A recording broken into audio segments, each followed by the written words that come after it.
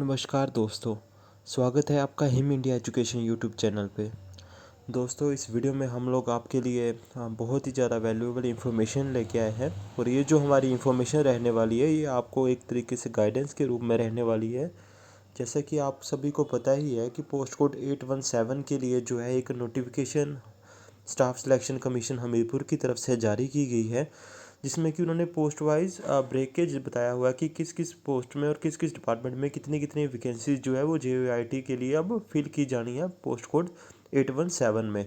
इसके साथ साथ ही एक एप्लीकेशन फॉर्म भी इनके द्वारा दिया गया है, जिसमें कि जितने भी सिलेक्टेड कैंडिडेट हैं पोस्ट कोड 817 के, उनको इस फॉर्म को भरना होगा और इसको सबमिट करवाना होगा स्टाफ सिलेक्शन कमीशन हमीरपुर में।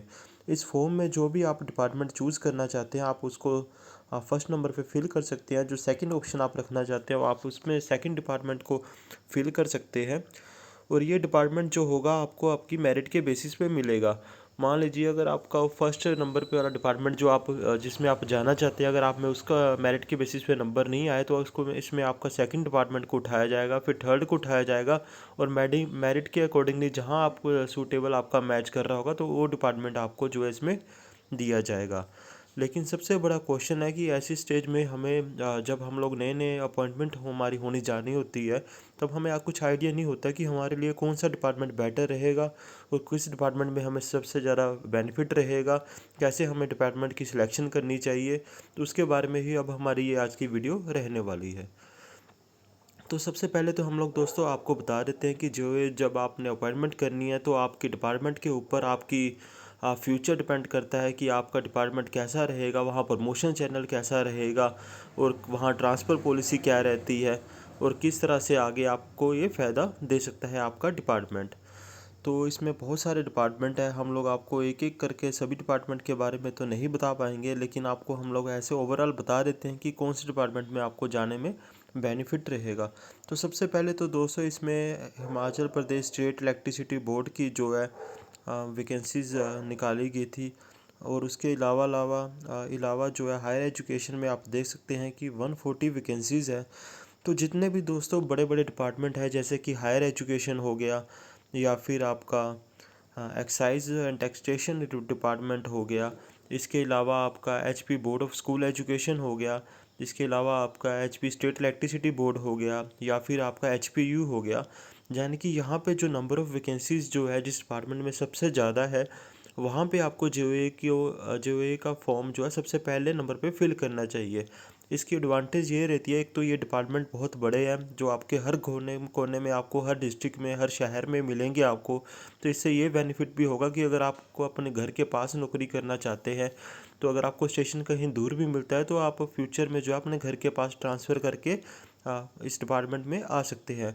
जो कम छोटे छोटे डिपार्टमेंट होते हैं उनके जो ऑफिस होते हैं वो हर जगह अवेलेबल नहीं होते, तो कई जगह जो होता है वो कैंडिडेट को बहुत ही दूर जाके ज्वाइनिंग करनी पड़ती है और फिर उनके ट्रांसफ़र के लिए उनके नज़दीक कोई भी ऑफिस वगैरह नहीं होता।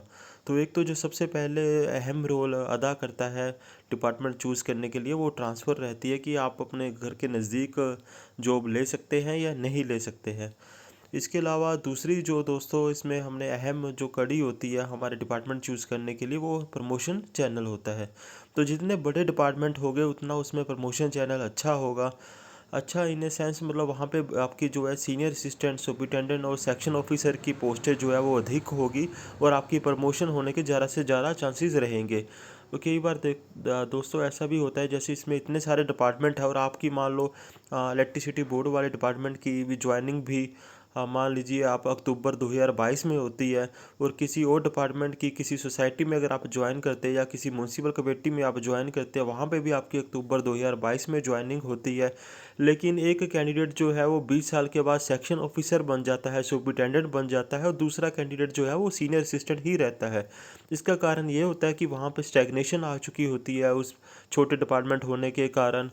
उसमें अगर आप जूनियर असिस्टेंट इसमें प्रमोशन चैनल सबसे पहले हम लोग आपको बता देते हैं कि जो JOAIT होगा वो 5 साल की रेगुलर सर्विस के बाद जो है जूनियर असिस्टेंट बनेगा। फिर 5 साल के जूनियर असिस्टेंट बनने के बाद जो है वो 2 साल का टेन्योर पूरा करेगा। 2 साल के बाद फिर वो सीनियर असिस्टेंट के लिए एलिजिबल हो जाएगा। तो उसके बाद सीनियर असिस्टेंट बनने के बाद उसको लगातार कंटिन्यू 6 साल सर्विस करनी होगी रेगुलर, फिर वो सुपरिटेंडेंट के लिए एलिजिबल होगा। और सुपरिटेंडेंट के बाद 2 साल की उसको फिर से रेगुलर सर्विस करनी होगी, फिर वो सेक्शन ऑफिसर की पोस्ट के लिए एलिजिबल होगा। तो मान लीजिए अगर आपका छोटा डिपार्टमेंट है और अगर आप जूनियर असिस्टेंट बनने के लिए आपने JOIT के 5 साल की रेगुलर सर्विस को पूरा कर लिया है, तो लेकिन अगर सीनियर असिस्टेंट की पोस्ट पे ऊपर पहले से ही कोई लगा होगा और वो पोस्ट वैकेंट नहीं होगी, तो ज़रूरी नहीं आपको 5 साल के बाद ही सीनियर असिस्टेंट बन जाओगे। फिर आपको वेट करना पड़ेगा कि जब तक वो सीनियर असिस्टेंट आगे प्रमोट नहीं हो जाता और उस वो सीट वैकेंट नहीं हो जाती, तब तक आप सीनियर असिस्टेंट नहीं बनेंगे। तो ये जो आपका गैप होगा वो 5 साल से 7 साल भी हो सकता है, 8 साल भी हो सकता है, और आपको 10 साल भी लग सकते हैं सीनियर असिस्टेंट बनने के लिए। लेकिन जितने बड़े डिपार्टमेंट होते हैं तो उतनी ही वहाँ पे वैकेंसी जो है, number of vacancy senior assistant superintendent की ज़्यादा होती है। तो इससे में आपको प्रमोशन के चांसेस ज़्यादा रहते हैं कि आप जैसे ही एलिजिबल हो तो जल्दी से जल्दी आप अगली पोस्ट पे प्रमोट हो सकते होते हैं। तो और एक तो ये हो गया प्रमोशन और दूसरा ट्रांसफ़र। एक और दोस्तों इसमें अहम कड़ी होती है कि आप जो डिपार्टमेंट चूज़ कर रहे हैं वो टोटली हिमाचल प्रदेश गवर्नमेंट के अंडर डिपार्टमेंट आता है, या फिर वो कोई बोर्ड है, या फिर वो कोई कॉरपोरेशन है। तो बोर्ड कॉरपोरेशन वगैरह के अपने ही अलग से बेनिफिट होते हैं और अपने ही अलग से नुकसान भी होता है। तो जैसे कि आप देख सकते हैं, एक हम आपको उदाहरण देते हैं HRTC डिपार्टमेंट की। जैसे कि HRTC डिपार्टमेंट में आपको पता है कि अभी भी सैलरी टाइम से नहीं मिल रही है, सैलरी के बड़े इश्यूज़ है, वहाँ प्रमोशंस के भी थोड़े बहुत इश्यूज़ रहते हैं। और इसके अलावा वहाँ पे जो है कुछ और भी नुकसान होता है। जैसे कि मान लो अगर आप हिमाचल प्रदेश के किसी रेगुलर डिपार्टमेंट में जॉब कर रहे हैं, जैसे कि आपका एलिमेंट्री एजुकेशन हो गया, हायर एजुकेशन हो गया, PWD हो गया, जल शक्ति विभाग हो गया, तो वहाँ पे जो गवर्नमेंट कोई भी नोटिफिकेशन करती है, चाहे वो DA देने की बारी आती है, या फिर वो नए पे कमीशन देने की बारी आती है, या कुछ भी एक्स्ट्रा हिमाचल प्रदेश एम्प्लॉयज़ को दिया जाता है, तो ये स्टेट गवर्नमेंट जब भी नोटिफिकेशन करती है तो सभी स्टेटमेंट जो डिपार्टमेंट होते हैं उसमें भी उसी वक्त ये चीज़ें इम्प्लीमेंट हो जाती है। लेकिन जो बोर्ड कॉरपोरेशन होते हैं वो थोड़ा टाइम लेते हैं, उनकी अपनी इंडिविजुअल मीटिंग होती है, या BOD बैठती है उनकी, BOD में फिर उनको जो DA या पे कमीशन दिया जाता है तो उनको अप्रूव करवाया जाता है। तो इस जो आपको बेनिफिट मिलना होता है जो हिमाचल गवर्नमेंट देती है, वो आपको स्टेट कॉरपोरेशन या बोर्ड में थोड़ा लेट मिलता है, लेकिन मिलता ज़रूर है। और मिलता आपको सिर्फ उसी डेट से है जिस डेट से आप मतलब हिमाचल प्रदेश गवर्नमेंट लागू करती है उसको, तो आपको एरियर उसका मिल जाता है। लेकिन कई बार इनको आपको देने में ये डिपार्टमेंट या बोर्ड कॉरपोरेशन लेट हो जाते हैं। तो ये एक नुकसान है बोर्ड कॉरपोरेशन का। और दूसरा जो नुकसान है बोर्ड कॉरपोरेशन का वो ये है कि मान लो दोस्तों, जैसे कि आपको पता है आजकल HRTC वगैरह पेंशन देने में नाकामयाब हो रही है अपने पेंशन धारकों को। तो अगर आप स्टेट गवर्नमेंट में आप जॉब कर रहे हैं, तो अगर आपको पेंशन लगनी है तो आपको उसी टाइम आप मतलब पेंशन के लिए आप अवेलेबल हो जाते हैं और पेंशन आपको लग जाती है। और अगर आप फ्यूचर में भी आप देखते हैं कि हिमाचल प्रदेश गवर्नमेंट भी अगर अन्य राजस्थान झारखंड की तर्ज पे OPS जो है वो लागू कर देती है, तो OPS जो है आपको इन डिपार्टमेंट्स में मिल जाएगी, PWD IPH में, अगर हिमाचल गवर्नमेंट इसको अलाउ करती है।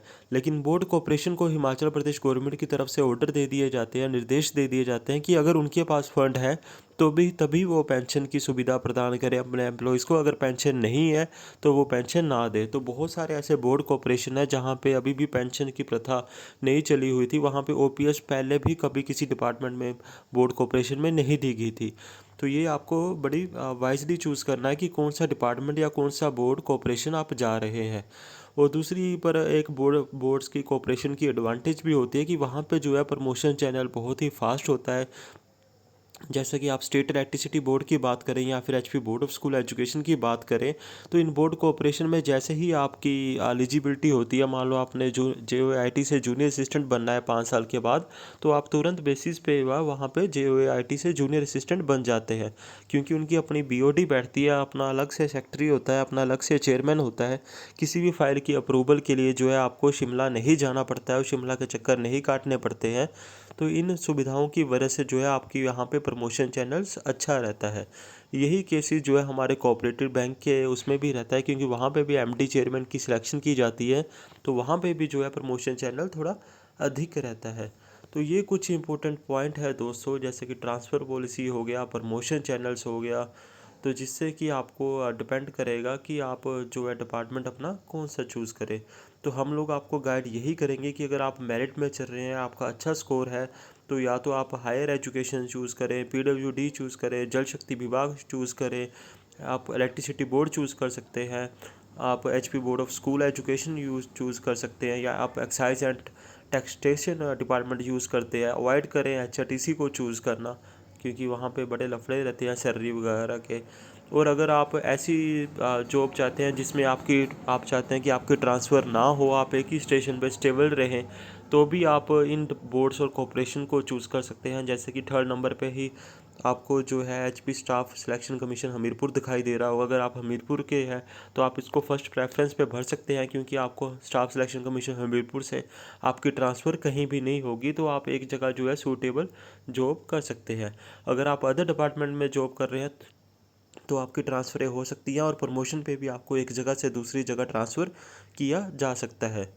तो ये दोस्तों इम्पोर्टेंट पॉइंट्स है जो आपको सेलेक्ट करने हैं कि आप किस बेसिस पे जो है अपना डिपार्टमेंट चूज़ करना चाहते हैं।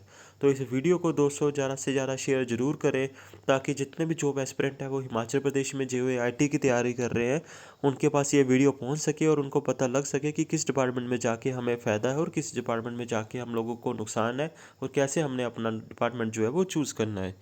फिलहाल इस वीडियो में इतना ही। हमारे चैनल को लाइक, सब्सक्राइब और शेयर ज़रूर कीजिएगा। Thank you for watching him India education.